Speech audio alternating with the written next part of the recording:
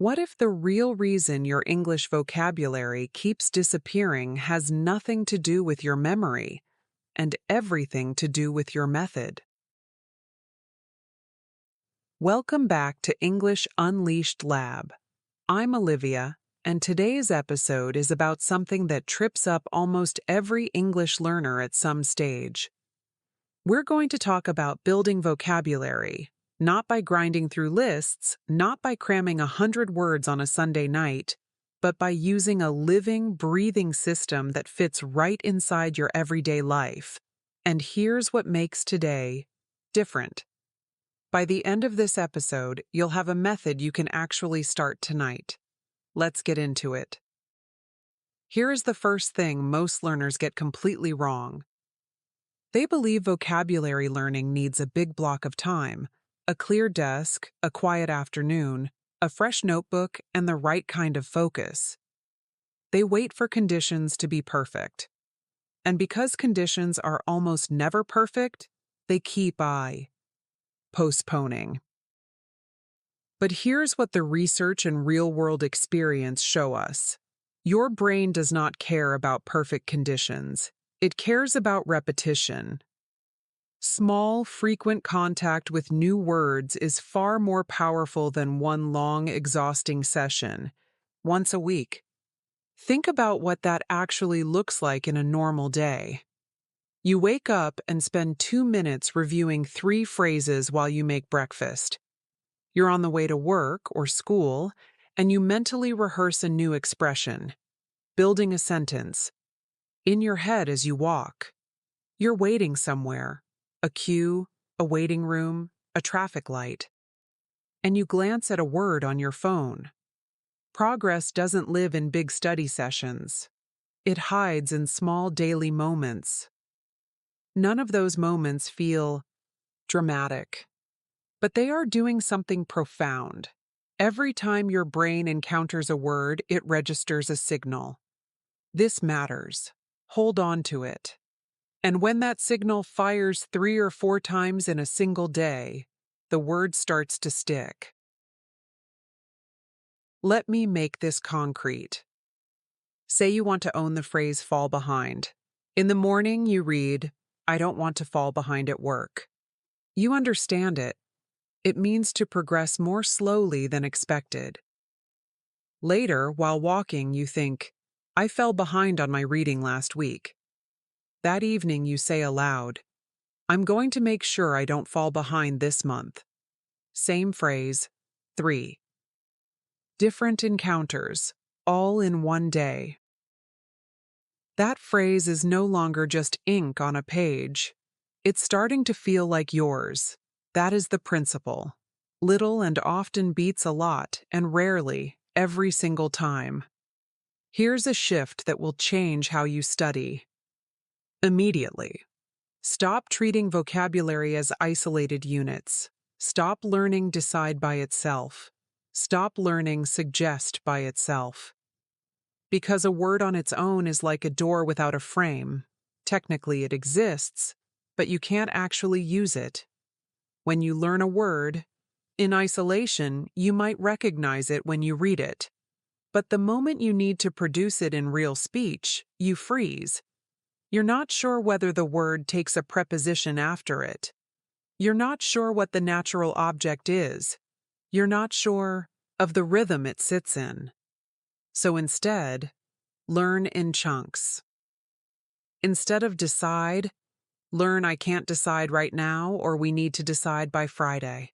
Instead of suggest, learn can I suggest something? Or she suggested we try a different approach. These are real, ready-to-use pieces of language. A phrase learned whole is worth 10 words learned alone. Here's why this matters so much. Native speakers. Do not build sentences word by word, searching for each piece individually. They pull out preloaded chunks, sequences of words they have heard and said so many times that they flow automatically. When you learn phrases, you are building exactly that kind of fluency. You're not translating, you're retrieving. So from this point on, every time a new word comes across your path, Ask yourself, what phrase can I collect alongside this word? Don't stop at the word itself. Reach one step further. In the next section, I'm going to give you a three-part method that turns every new phrase into something you can actually speak, not just study. This method has 3 steps. They're simple, but don't let simple fool you. Skipping even one of them will dramatically reduce how much you retain. Step 1. Understand in context. When you encounter a new phrase, don't look it up in isolation. Find it, or place it, inside a real sentence. If you hear "I can't keep up," understand what's happening around it. Someone is overwhelmed, struggling to match a pace. That context is what makes the meaning real. Understand in context, not in a vacuum. Step 2. Make it personal. Here's where most learners stop, and it's the step that matters most. After you understand a phrase, bring it into your own world. Don't leave it living inside someone else's sentence. Take "I can't keep" up and place it somewhere in your life. Maybe, "I can't keep up with how fast things are changing at work." Or, "I can't keep up with new vocabulary if I only study once a week." Now the phrase has your fingerprints on it. It has an emotional anchor, and emotionally anchored material is dramatically easier to recall. Step 3. Say it out loud. This step gets ignored constantly, and it is the reason so many learners understand far more English than they can speak. Saying a phrase aloud is not just about pronunciation, it's a physical act. Your mouth, your tongue, your breath. They need rehearsal just like any other skill. When you say a phrase 2 or 3 times in your own voice, you are building a motor memory alongside the verbal one. So say, "I can't keep up with all these changes." Then say it again. Then build a fresh version. "I couldn't keep up with the pace of the course." You are not parroting. You are practicing production. Silent study builds silent knowledge. Speaking turns knowledge into language, and language that lives in your mouth is always closer to the surface than language that only lives in your eyes. Many learners have vocabulary notebooks. Very few learners have vocabulary notebooks that actually work. The problem isn't the notebook. The problem is how it gets used. For most people, a vocabulary notebook becomes a kind of archive, a collection of words written down and then never touched again. The notebook fills up. The words stay frozen. Here's how to flip that around. First, go small deliberately. 3 to 5 phrases per day is the right range for most learners. If you're pressed for time, 3 is fine. The goal is to know those phrases deeply, not to add volume. For each phrase you write, include 3 things: the phrase itself, one example sentence from a real source, and one sentence you've written about your own life. For example, the phrase "hold off." A sourced sentence might be, "The company decided to hold off on the announcement." Your sentence, "I keep holding off on signing up for that course." And the meaning, to delay doing something, often while waiting for a better moment. That format takes 60 seconds to write, but it is exponentially more useful than a bare translation. Second, review before you add. Every time you sit down to add new phrases, spend the first 2 or 3 minutes looking back at what you wrote the day before. Cover the examples. Try to reproduce the sentences. Say them aloud. If you can do it easily, great. If you struggle, that struggle is the learning. Don't skip it. Third, re-encounter the same day. If you learn something in the morning, Look at it once more in the afternoon or evening. The first exposure plants a seed. The same-day review begins to water it. Forgetting happens because the gap between first meeting and first review is too long. Shrink the gap. Words don't need you to be a genius. They need you to come back. Here is one of the most common traps in language learning.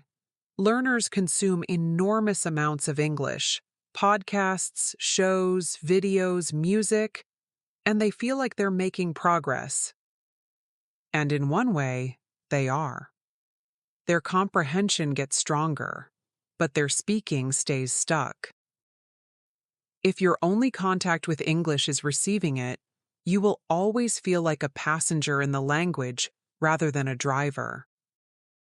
The shift happens when you turn input into output, quickly, on the same day. Here's a simple routine. While listening to this podcast or any other English content today, pick out 2 or 3 phrases that stand out to you. Write them down. Now, within the next few hours, use them. Let's say you've just heard these 3. It's up to you. I wasn't expecting that, and it makes sense. Now stop and use them in your own context. Maybe. I suppose it's really up to me whether I improve or not. Or, I wasn't expecting English to get this complex honestly. Or, 10 minutes a day makes sense when I think about consistency. Those 3 sentences didn't come from the podcast. They came from you. And that flip, from listener to speaker, is where real fluency starts to build. You can do this in writing. 2. A 2-minute voice memo, a short diary entry, 3 sentences before bed.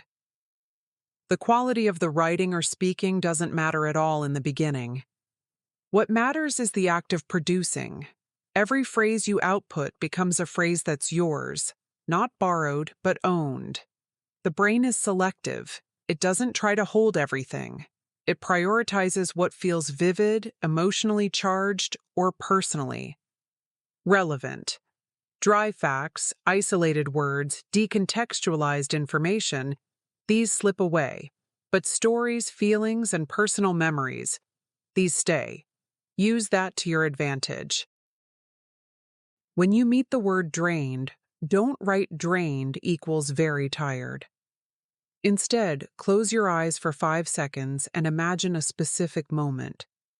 The end of an incredibly demanding week, your body heavy, your energy gone, and the feeling that even lifting your arm feels like too much. Now attach the word. I feel completely drained. That word just got a weight to it that the translation never had, or take the phrase on edge. Think of a real situation in your life. Maybe waiting for an important result, or the moment before a big conversation you've been putting off. You were on edge. That phrase now belongs to a memory. And memories are extraordinarily good anchors for vocabulary. You're not building a dictionary in your head. You're building a lived experience, and the words belong to that experience. Ask yourself 3 questions when you meet a new phrase. Can I see this? Can I feel this? Has something like this happened to me? If yes to any of them, use that connection. It is more valuable than any definition. Let's bring today together. 6 ideas that, practiced consistently, will change how vocabulary grows in your life. Meet words in small, repeated moments throughout the day. Not in a single long session. Learn phrases in chunks, not just isolated words. Use the 3-step method. Understand in context. Personalize. Then say it aloud. Keep your notebook active and small.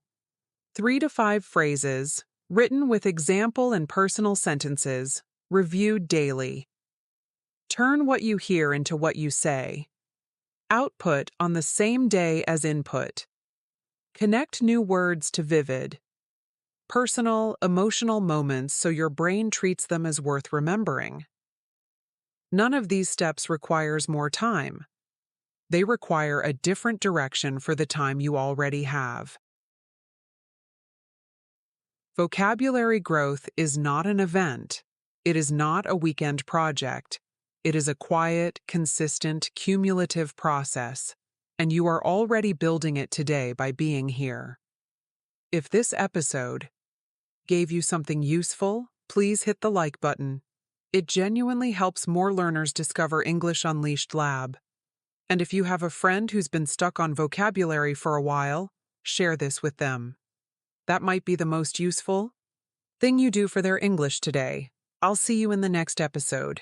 Keep going, one phrase at a time.